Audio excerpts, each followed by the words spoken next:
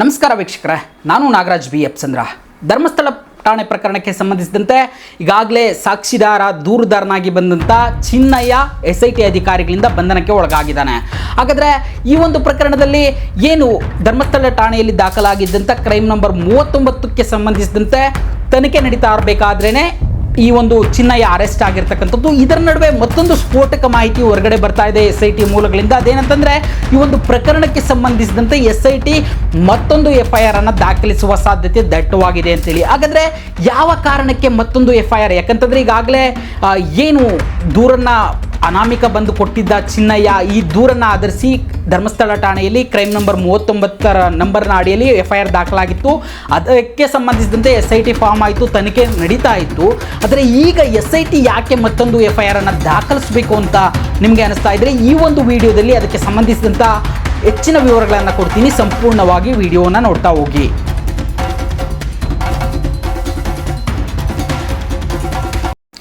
ವೀಕ್ಷಕರೇ, ಈಗಾಗಲೇ ಹೇಳಿದಂತೆ ಧರ್ಮಸ್ಥಳ ಠಾಣೆ ಪ್ರಕರಣಕ್ಕೆ ಸಂಬಂಧಿಸಿದಂತೆ ಏನು ಆರಂಭವಾಯಿತು ಈ ಒಂದು ಪ್ರಕರಣ, ಅನಾಮಿಕನ ದೂರಿನ ನಂತರ ಒಂದಷ್ಟು ಆರೋಪಗಳು ಒಂದು ಮಗ್ಗಲಿನಲ್ಲಿ ತನಿಖೆ ಮುಂದಕ್ಕೆ ಹೋಗ್ತಾ ಇತ್ತು. ಅದು ಧರ್ಮಸ್ಥಳದಲ್ಲಿ ನಡೆದಿದೆ ಎನ್ನಲಾದಂಥ ಅಪರಾಧಗಳ ಬಗ್ಗೆ ಇರ್ಬೋದು, ಅಥವಾ ಈ ಅಪರಾಧಗಳು ಈ ರೀತಿ ಆಯ್ತಾ ಆ ರೀತಿ ಆಯ್ತಾ, ಹೀಗೆ ಸಾಕಷ್ಟು ವಿಚಾರಗಳು ಮುನ್ನೆಲೆಗೆ ಬಂದು ಹೋಗ್ತಾನೆ ಇದ್ವು. ಇದು ಒಂದು ಮಗ್ಗಲಿನಲ್ಲಿ ಹೋಗ್ತಾ ಇದ್ದಂಥ ತನಿಖೆ ಇದ್ದಕ್ಕಿದ್ದಂತೆ ಮತ್ತೊಂದು ಮಗ್ಗಲಿಗೆ ಹೊರಳುತ್ತೆ. ಅದು ಎಲ್ಲಿಂದ ಅಂತಂದರೆ, ಸುಜಾತ ಭಟ್ಟನ್ನು ಸಾಕಷ್ಟು ಸುದ್ದಿವಾಹಿನಿಗಳು ಪದೇ ಪದೇ ಆಕೆಯಿಂದ ಮಾಹಿತಿಯನ್ನು ಪಡೆದುಕೊಳ್ಳುವ ಅಥವಾ ಆಕೆಯನ್ನು ಸಂದರ್ಶನ ಮಾಡುವಂಥ ಸಂದರ್ಭದಲ್ಲಿ ದಿನಕ್ಕೊಂದು ಹೇಳಿಕೆಗಳು ಕೊಡೋದಕ್ಕೆ ಆರಂಭಿಸ್ತಾಳೆ. ಯಾಕಂತಂದರೆ ಈ ಅನನ್ಯ ಭಟ್ ಅನ್ನೋ ಒಂದು ಕ್ಯಾರೆಕ್ಟರ್ ಏನು ಸೃಷ್ಟಿಯಾಯಿತು, ಇದು ಇದೆಯೋ ಇಲ್ಲವೋ ಅನ್ನೋ ಸಾಕಷ್ಟು ಟ್ವಿಸ್ಟ್ಗಳು ಆಕೆಯ ಹೇಳಿಕೆಗಳಲ್ಲಿ ಗೊತ್ತಾಗುವಂಥದ್ದು. ಈ ನಿಟ್ಟಿನಲ್ಲಿ ಈ ಒಂದು ಪ್ರಕರಣವನ್ನು ಸಹ ರಾಜ್ಯ DGIGP ಅವರು SITಗೆ ನೀಡಿರ್ತಕ್ಕಂಥದ್ದು. ಆದರೆ ಈಗ ಪ್ರಶ್ನೆ, ಅಲ್ಲಿವರೆಗೂ SIT ತನಿಖೆ ಹೋಗಿಲ್ಲ. ಕೇವಲ ಏನು ಆರಂಭದಲ್ಲಿ ಬಂದು ಚಿನ್ನಯ್ಯ ದೂರನ್ನು ಕೊಟ್ಟಿದ್ದ ತಲೆಬುರುಡೆ ಸಮೇತ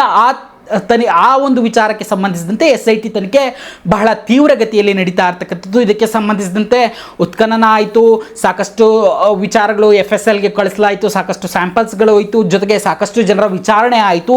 ಇದರ ನಡುವೆ ಒಂದು ಮಹತ್ವದ ಬೆಳವಣಿಗೆ ಆಯಿತು. ಈ ಒಂದು ಪ್ರಕರಣದ ಸಾಕ್ಷಿದಾರ ಮತ್ತು ದೂರುದಾರ ಚಿನ್ನಯ್ಯನನ್ನು ಬಂಧಿಸಿ 10 ದಿನಗಳ ಕಸ್ಟಡಿಗೆ SIT ಅಧಿಕಾರಿಗಳು ಪಡೆದುಕೊಳ್ತಾರೆ. ಇಷ್ಟು ಪ್ರಕರಣದಲ್ಲಿ ಬೆಳವಣಿಗೆಗಳಾಗ್ತಾ ಇರಬೇಕಾದ್ರೆ SIT ಯಾಕೆ ಈ ಸಂದರ್ಭದಲ್ಲಿ ಒಂದು ಹೊಸ FIR ಅನ್ನು ದಾಖಲು ಮಾಡಬೇಕು ಅಂತೇಳಿ ಸಾಕಷ್ಟು ಜನರಿಗೆ ಅನುಮಾನ ಬರ್ಬೋದು. ಅದಕ್ಕೆ ಖಂಡಿತವಾಗ್ಲೂ ಕಾನೂನಲ್ಲಿ ಅವಕಾಶ ಇದೆ. ಯಾಕಂತಂದರೆ ಒಬ್ಬ ಆರೋಪಿ ಬಂದು ಒಂದು ತಲೆಬುರುಡೆ ಸಮೇತ ಒಂದಷ್ಟು ವಿವರಗಳನ್ನು ಕೊಡ್ತಾನೆ. ಇಲ್ಲಿ ಸಾಕಷ್ಟು ಕೊಲೆಗಳಾಗ್ತಾ ಇದ್ವು, ನಾನೇ ಅವುಗಳನ್ನು ಊತ ಹಾಕ್ತಾ ಇದ್ದೆ, ಇದನ್ನು ಯಾರೋ ಮಾಡ್ತಾ ಇದ್ರು, ನನಗೆ ಪಾಪ ಪ್ರಜ್ಞೆ ಕಾಡ್ತಾ ಇದೆ, ಈ ನಿಟ್ಟಿನಲ್ಲಿ ನಾನು ಪೊಲೀಸ್ ಠಾಣೆಗೆ ಆ ಪಾಪ ಪ್ರಜ್ಞೆಯನ್ನು ಕಳೆದುಕೊಳ್ಳೋದಕ್ಕೆ ಬಂದಿದ್ದೀನಿ ಅಂತ ಹೇಳಿದಾಗ ಅದ್ರ ಬಗ್ಗೆ ಸಂಪೂರ್ಣವಾಗಿ ತನಿಖೆಯನ್ನು ನಡೆಸಿರ್ತಕ್ಕಂಥ SITಗೆ ಒಂದು ಮಾಹಿತಿ ಬಹಳ ಸ್ಪಷ್ಟವಾಗಿ ಗೊತ್ತಾಗಿದೆ. ಈತನ ದೂರಿಗೆ ಸಂಬಂಧಿಸಿದಂತೆ ತೀವ್ರವಾಗಿ ತನಿಖೆ ನಡೆಸುವಂಥ SITಗೆ ಒಂದು ವಿಚಾರ ಬಹಳ ಸ್ಪಷ್ಟವಾಗಿ ಗೊತ್ತಾಗಿದೆ. ಇದರಿಂದ ಯಾರೋ ಇರಬಹುದು ಅಥವಾ ಈತ ಹೇಳ್ತಾ ಇರ್ತಕ್ಕಂಥ ವಿಚಾರಗಳೆಲ್ಲವೂ ಸುಳ್ಳು ಅನ್ನೋದು SIT ಗಮನಕ್ಕೆ ಬಂದಿರತಕ್ಕಂಥದ್ದು. ಅಲ್ಲದೆ ಈತ ಗಂಭೀರವಾಗಿ ಒಂದು ತಲೆಬುರುಡೆಯನ್ನು ತಂದು ಯಾರೋ ಕೊಲೆ ಮಾಡಿದ್ದಾರೆ ಅನ್ನೋ ರೀತಿ ಒಂದು ಫ್ಯಾಬ್ರಿಕೇಟನ್ನು ಮಾಡುವಂಥ ಅಥವಾ ಸುಳ್ಳನ್ನು ಸೃಷ್ಟಿ ಮಾಡುವ ಒಂದು ಪ್ರಯತ್ನಕ್ಕೆ ಕೈ ಹಾಕಿದ್ದ ಅಂತೇಳಿ SIT ಅಧಿಕಾರಿಗಳಿಗೆ ಗೊತ್ತಾಗಿರ್ತಕ್ಕಂಥದ್ದು. ಈ ನಿಟ್ಟಿನಲ್ಲಿ ಆತ ಒಂದು ಸುಳ್ಳು ಸಾಕ್ಷಿಯನ್ನು ನೋಡೋದಕ್ಕೆ ಬಂದರೆ ಯಾವ ರೀತಿ ಸೆಕ್ಷನ್ಗಳನ್ನು ಹಾಕಬೇಕು ಮತ್ತು ಆ ಸೆಕ್ಷನ್ಗಳಿಗೆ ಅನುಮತಿಯನ್ನು ಕೋರಿ ಈಗಾಗಲೇ ಕೋರ್ಟ್ಗೆ SIT ಅಧಿಕಾರಿಗಳು ಮನವಿಯನ್ನು ಮಾಡಿಕೊಂಡಿರ್ತಕ್ಕಂಥದ್ದು ಒಂದು ಬೆಳವಣಿಗೆ. ಆದರೆ ಈತನನ್ನು 10 ದಿನಗಳ ಕಸ್ಟಡಿಗೆ ಏನು SIT ಅಧಿಕಾರಿಗಳು ಪಡೆದುಕೊಂಡಿದ್ದಾರೆ, ಈ ವೇಳೆಯಲ್ಲಿ ಸಾಕಷ್ಟು ವಿಚಾರಗಳಿಗೆ ಸಂಬಂಧಿಸಿದಂತೆ ವಿಚಾರಣೆಗೆ ಒಳಪಡಿಸ್ತಾರೆ. ಒಂದು ವೇಳೆ ನಮ್ಮ ರಾಜ್ಯದ ಪ್ರಖ್ಯಾತ ಒಂದು ಧಾರ್ಮಿಕ ಕೇಂದ್ರವನ್ನು ಯಾವುದೋ ಒಂದು ಗುಂಪು ಟಾರ್ಗೆಟ್ ಮಾಡಿಕೊಂಡಿತ್ತು ಅಂದರೆ ಅದಕ್ಕೆ ಪೂರಕವಾಗಿ ಈ ಒಂದು ಚಿನ್ನಯ್ಯನ ವಿಚಾರಣೆ ವೇಳೆಯಲ್ಲಿ ಯಾವುದಾದ್ರೂ ಸಾಕ್ಷ್ಯಾಧಾರಗಳು ಸಿಕ್ಕಿದ್ರೆ ತನಿಖಾಧಿಕಾರಿಯ ದೂರಿನ ಮೇರೆಗೆ ಮತ್ತೊಂದು FIR ದಾಖಲಾಗುತ್ತೆ. ಯಾಕಂತಂದರೆ ಈ ಒಂದು ಬೆಳವಣಿಗೆ, ಈ ಒಂದು ಪ್ರಕರಣಕ್ಕೆ ಸಂಬಂಧಿಸಿದಂತೆ ಆಗ್ತಾ ಇರ್ತಕ್ಕಂಥ ಬೆಳವಣಿಗೆಗಳಲ್ಲಿ ಸಾಕಷ್ಟು ಜನರಿಗೆ ಅನುಮಾನ ಇರತಕ್ಕಂಥದ್ದು. ಇದು ಧರ್ಮಸ್ಥಳದ ವಿರುದ್ಧವಾಗಿ ಯಾರೋ ಒಂದಷ್ಟು ಜನ ಸೇರಿಕೊಂಡು ಷಡ್ಯಂತ್ರವನ್ನು ರೂಪಿಸಿ ಕಾನ್ಸ್ಪಿರಸಿಯನ್ನು ಮಾಡಿ ಈ ರೀತಿಯಾಗಿ ಅಪಪ್ರಚಾರವನ್ನು ಮಾಡ್ತಾ ಇದ್ರು ಅನ್ನೊಂದು ಅನುಮಾನದ ಹುಳು ಸಾಕಷ್ಟು ಜನರ ತಲೆಯಲ್ಲಿ ಇರ್ತಕ್ಕಂಥದ್ದು.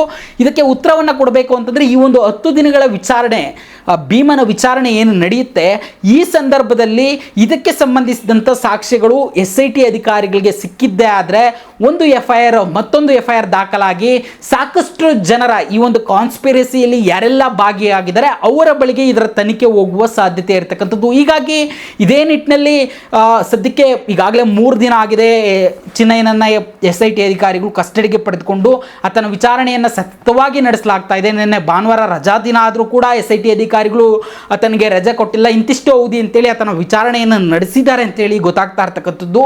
ಇದಲ್ದೇ ಆತ SIT ಮುಂದೆ ಇನ್ನು ಈ ಹಿಂದೆ ಏನು ವಿಚಾರಣೆಯನ್ನು ಒಳಪಡಿಸಿದ್ರು, ಆತ ವಿಟ್ನೆಸ್ ಪ್ರೊಟೆಕ್ಷನ್ ಆ್ಯಕ್ಟ್ ಅಡಿಯಲ್ಲಿ ರಕ್ಷಣೆಯನ್ನು ಪಡಿತಾ ಇರಬೇಕಾದ್ರೆ ಹೇಳಿದ್ರು, ಅದಕ್ಕೆ ಸಂಬಂಧಿಸಿದಂತೆ ಮತ್ತೆ ಈತನ ವಿಚಾರಣೆ ಆಗುತ್ತೆ. ಯಾಕಂತಂದರೆ ಆತ ಆ ಒಂದು ವಿಟ್ನೆಸ್ ಪ್ರೊಟೆಕ್ಷನ್ ಆ್ಯಕ್ಟ್ ಅಡಿಯಲ್ಲಿ ಸಂರಕ್ಷಣೆಯಲ್ಲಿದ್ದಂಥ ಸಂದರ್ಭದಲ್ಲಿ SIT ಅಧಿಕಾರಿಗಳ ಮುಂದೆ ಈ ಹಿಂದೆ ವೇದವಲ್ಲಿ ಕೊಲೆ ಇರ್ಬೋದು, ಮಾವುತನ ಕೊಲೆ ಇರ್ಬೋದು, ಇವುಗಳಿಗೆ ಸಂಬಂಧಿಸಿದಂತೆ ಸಾಕಷ್ಟು ಹೇಳಿಕೆಗಳನ್ನು ಕೊಟ್ಟಿದ್ದಾನೆ. ಈ ಒಂದು 10 ದಿನಗಳ ಅವಧಿಯಲ್ಲಿ ಅವುಗಳನ್ನು ಸಹ ವೆರಿಫೈ ಮಾಡಲಾಗುತ್ತೆ. ಅದಕ್ಕೆ ಸಂಬಂಧಿಸಿದಂತೆ ಯಾವುದಾದ್ರೂ ಸಾಕ್ಷ್ಯಗಳು ಸಿಗ್ತಾವ ಅನ್ನೋದು ಮತ್ತೊಂದು ವಿಚಾರ. ಆ ವಿಚಾರಗಳಿಗೆ ಸಂಬಂಧಿಸಿದಂತೆ ಯಾವುದಾದ್ರೂ ಪೂರಕವಾಗಿ ಸಾಕ್ಷ್ಯಗಳು ಸಿಕ್ಕರೆ ಆ ವಿಚಾರಗಳಿಗೆ ಸಂಬಂಧಿಸಿದಂತೆ FIR ದಾಖಲಾಗುತ್ತೆ. ಒಂದು ವೇಳೆ ಇದು ಒಟ್ಟಾರೆಯಾಗಿ ಧರ್ಮಸ್ಥಳದ ವಿರುದ್ಧ ಒಂದಷ್ಟು ಜನ ಸೇರಿಕೊಂಡು ಮಾಡ್ತಾ ಇರ್ತಕ್ಕಂಥ ಷಡ್ಯಂತ್ರ, ಕಾನ್ಸ್ಪಿರಸಿ, ಒಂದು ಧರ್ಮವನ್ನು, ಒಂದು ಧಾರ್ಮಿಕ ನಂಬಿಕೆಯನ್ನು ಹೋಗ್ಲಾಡಿಸೋದಕ್ಕೆ ಈ ಒಂದು ವ್ಯವಸ್ಥಿತವಾದ ಸಂಚು ನಡೆದಿದೆ ಅಂತ ಹೇಳಿದ್ರೆ ಅದರ ವಿರುದ್ಧವೂ FIR ದಾಖಲಾಗುವ ಸಾಧ್ಯತೆ ಇರತಕ್ಕಂಥದ್ದು. ಇದರ ನಡುವೆ ಏನು ಈ ಒಂದು SITಯ ಪ್ರಮುಖ ಭಾಗ ಆಗಿರ್ತಕ್ಕಂಥ DIG ಅನುಚೇತ್ ಅವರು ಅಮೆರಿಕ ಪ್ರವಾಸಕ್ಕೆ ಹೋದರು. ಇದೇ ವೇಳೆಯಲ್ಲಿ ಒಂದಷ್ಟು ಜನ ಸಾಕಷ್ಟು ಅನುಮಾನವನ್ನು ವ್ಯಕ್ತಪಡಿಸಿದ್ರು. ಯಾಕಂತಂದರೆ ಈ ಹಿಂದೆ 2012ರಲ್ಲಿ ಸೌಜನ್ಯ ಕೊಲೆ ಆದಂಥ ಸಂದರ್ಭದಲ್ಲಿ ಧರ್ಮಸ್ಥಳದ ಧರ್ಮಾಧಿಕಾರಿ ವೀರೇಂದ್ರ ಜೈನ್ ಅವರು ಒಂದು ಹೇಳಿಕೆಯನ್ನು ಕೊಡ್ತಾರೆ. ಈ ಒಂದು ಕೊಲೆ ನಡೆದಂಥ ಸಂದರ್ಭದಲ್ಲಿ ತನ್ನ ಸಹೋದರನ ಮಗ ನಿಶ್ಚಲ್ ಕುಮಾರ್ ಜೈನ್ ಏನಿದ್ದಾರೆ ಇವರು ಅಮೇರಿಕದಲ್ಲಿ ಇದ್ದರು ಅಂತಂತೇಳಿ ಒಂದು ಮಾಹಿತಿಯನ್ನು ಅವರೇ ಖುದ್ದು ಮಾಧ್ಯಮಗಳ ಎದುರು ಹೇಳಿದರು. ಆಗ ಸಾಕಷ್ಟು ಇದಾಗಿ ಅವರ ಕುಟುಂಬಸ್ಥರ ಮೇಲೆ ಒಂದು ಆರೋಪವನ್ನು ಹೊರಿಸಿದಂಥ ಸಂದರ್ಭದಲ್ಲಿ ಅವರು ಈ ಒಂದು ಸಮಜಾಯಿಷಿ ಹೇಳಿಕೆಯನ್ನು ಕೊಟ್ಟಿದ್ದರು.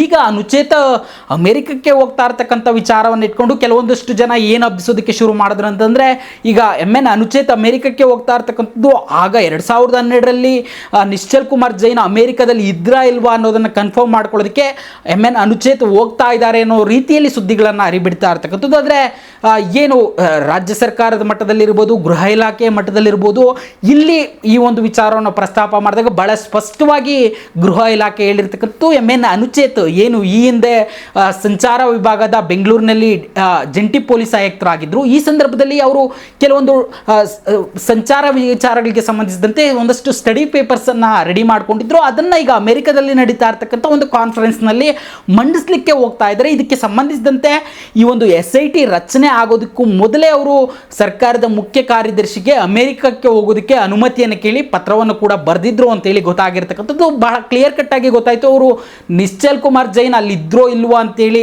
ತಿಳ್ಕೊಂಬರೋದಕ್ಕೆ ಹೋಗ್ತಾ ಇರೋದಲ್ಲ, ಬದಲಾಗಿ ಅವರು ಏನು ಸಂಚಾರಿ ವಿಭಾಗದ ಜಂಟಿ ಪೊಲೀಸ್ ಆಯುಕ್ತರಾಗಿದ್ದರು ಆ ಸಂದರ್ಭದಲ್ಲಿ ಕೆಲವೊಂದು ಪೇಪರ್ಸನ್ನು ರೆಡಿ ಮಾಡಿದ್ರು ಸಂಚಾರ ನಿಯಮಗಳಿಗೆ ಸಂಬಂಧಿಸಿದಂತೆ. ಅದನ್ನು ಮಂಡಿಸಲಿಕ್ಕೆ ಒಂದು ಕಾನ್ಫರೆನ್ಸ್ನ ಭಾಗವಾಗಿ ಅಮೆರಿಕಕ್ಕೆ ಹೋಗಿ ಬರ್ತಾ ಇರ್ತಕ್ಕಂಥದ್ದು. ಸೊ ಈ ರೀತಿಯ ಬೆಳವಣಿಗೆಗಳು ಸದ್ಯ ಒಂದು ಪ್ರಕರಣದಲ್ಲಿ ಆಗ್ತಾ ಇದ್ದು, ಇನ್ನು ಯಾವೆಲ್ಲ ವಿಚಾರಗಳು ಹೊರಗಡೆ ಬರ್ತವೆ ಅನ್ನೋದನ್ನು ಕಾದು ನೋಡಬೇಕಾಗಿರ್ತಕ್ಕಂಥದ್ದು. ಈ ಮಾಹಿತಿ ನಿಮಗೆ ಇಷ್ಟ ಆಗಿದ್ರೆ ಈ ಕೂಡಲೇ ನ್ಯೂಸ್ ಬಿಟ್ .live ಅನ್ನು ಸಬ್ಸ್ಕ್ರೈಬ್ ಆಗಿ ಇದೇ ರೀತಿಯ ಸುದ್ದಿಗಳಿಗಾಗಿ ನೋಡ್ತಾ ಇರಿ ನ್ಯೂಸ್ ಬಿಟ್ .live.